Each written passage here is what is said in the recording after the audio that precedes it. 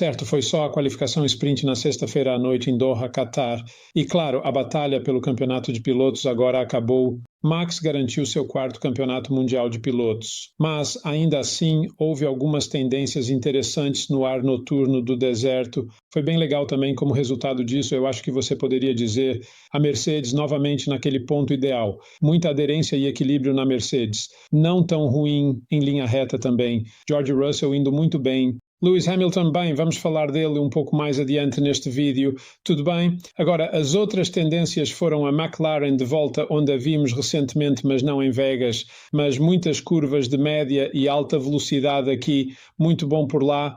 Lando Norris dando uma volta que eu suspeito que muito poucos outros pilotos conseguiriam fazer naquele carro. Muito, muito bom. Bem no limite em todos os lugares. Logo à frente de Oscar Piastri. Não é uma coisa fácil de fazer em um carro muito, muito bom.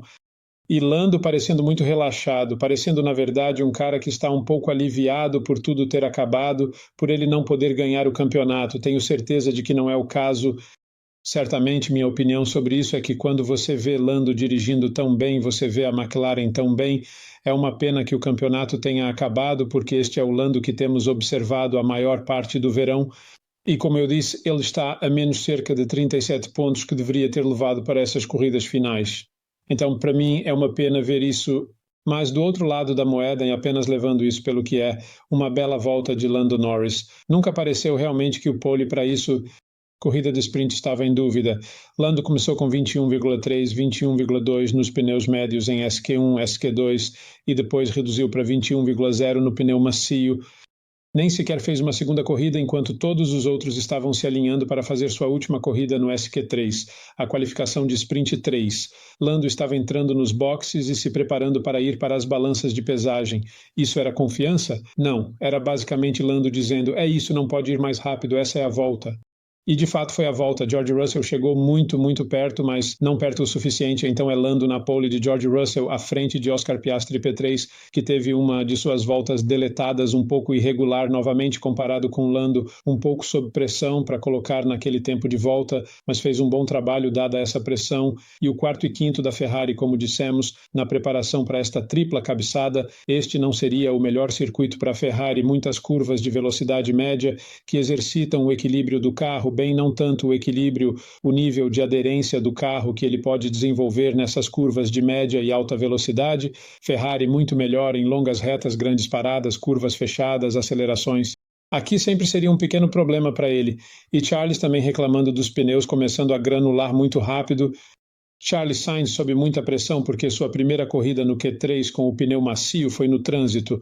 Era Max Verstappen, na verdade. Um pouco de troca acontecendo com Max Verstappen, se ao menos ele fosse companheiro de equipe de Max na Red Bull no ano que vem, e também muito próximo de Charles Leclerc em suas primeiras corridas, e ele estava sob pressão nos últimos minutos do SQ3 para dar uma volta, mas ele conseguiu e foi mais rápido do que Charles Leclerc, o que não deve ter impressionado Charles, isso é certo. Do outro lado da moeda, tínhamos Lewis Hamilton, que agora estamos meio que nos acostumando a ver 0,2, 0,3 longe de George Russell. Não foi tão ruim, obviamente, como foi em Vegas, quando Lewis não conseguiu uma volta sequer no Q3. Aqui ele conseguiu dar uma volta, mas foi apenas uma diferença desconfortável para George, o que mostra que foram apenas esses pequenos detalhes, ou talvez tenha sido apenas o quanto ele levantou ao passar pela curva da esquerda, a penúltima curva da volta na descida.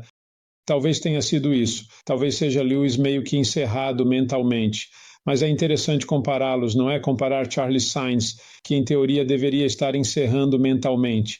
A Ferrari basicamente o demitiu depois de um ano muito bom com esse bom idiota, e ele vai pilotar pela Williams no ano que vem, pela Williams Mercedes, o que não é a mesma coisa que ir para outra equipe de ponta como Lewis.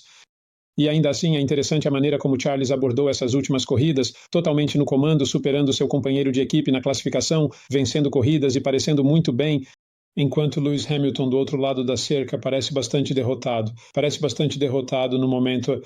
Claro, é muito cedo para falar sobre este fim de semana e muito menos descartá-lo para a temporada do Campeonato Mundial de 2024 como um todo, porque ainda temos Abu Dhabi pela frente. Mas no momento, toda vez que George Russell sai, parece que ele é o piloto mais rápido. Você não pode dizer isso sobre Charles Sainz versus Charles Leclerc. E, por sua vez, Max se classificou em sexto. Nenhum sinal de que ele vai recuar. Acho que esse é absolutamente o limite da Red Bull e eu acho que essa é a tendência final até agora da qualificação de sprint. E isso seria um teste decisivo para ver onde a Red Bull realmente está em termos das atualizações que eles trouxeram para esta última parte da temporada. O México foi uma bagunça. O Brasil foi brilhante, mas estava molhado e era território de Max Verstappen em um circuito de pilotos de verdade. E então fomos para Vegas, que é uma parada grande de alta velocidade. Agora estamos de volta a uma pista de corrida de verdade, com curvas de verdade. E, de novo, você tem que dizer que a Red Bull está realmente lutando para sobreviver com a McLaren até certo ponto, dada a forma como os pneus estão funcionando agora na Mercedes, a Mercedes também. E acho que a Red Bull ficará decepcionada com isso, com base em onde eles estão, em termos de curvas de velocidade média e aderência. E, portanto, equilíbrio. Eles brincaram bastante com as configurações de asa no Red Bull. No final, ele foi bem rápido em uma linha reta. De fato, no setor 3, Max foi bem. Essa é a reta dos boxes e, obviamente, a descida da colina também. Mas, através dessas histórias, curvas de velocidade média no meio da volta, até certo ponto, o começo da parte de trás do setor 1, a Red Bull não está na mesma classe que a McLaren em termos de aderência geral. Você não conseguia ver muita diferença em termos de equilíbrio e o que Max estava realmente fazendo com o carro. Mas, em termos de aderência geral, simplesmente não estava lá na classe McLaren. Ou você tem que dizer na classe Mercedes, embora Max tenha superado Sir Lewis Hamilton na qualificação. Os 3 finalistas no top 10, Pierre Gasly, muito bom no Alpine Renault, novamente Nico Hülkenberg, terminando a temporada com um pouco de floreio para a Haas Ferrari. E essa equipe não foi bem esse ano, e finalmente Lian Lando fazendo um ótimo trabalho também. Yuki Tsunoda, muito infeliz, claro, no outro carro, não saiu do Q1. E eles disseram algo como, estamos ouvindo você, Yuki. E ele respondeu algo como, sim, mas você não está me ouvindo. Você não está me ouvindo. Novamente, desnecessário ter esse tipo de lavagem de roupa suja, eu acho, no rádio. Mas, de qualquer forma, é assim que ele é. E eu não acho que ele vá mudar nesse estágio. Vamos dar uma olhada agora em alguns dos pilotos que não saíram do SQ1. Sérgio Pérez culpando o trânsito, particularmente Charles Leclerc. Não sei o que Charles estava fazendo. Bem, eu acho que é um pouco exagerado culpar Charles Leclerc, para ser honesto.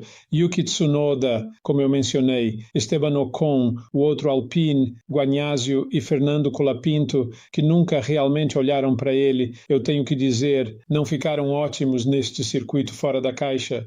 SQ2, Fernando Albon simplesmente não conseguiu.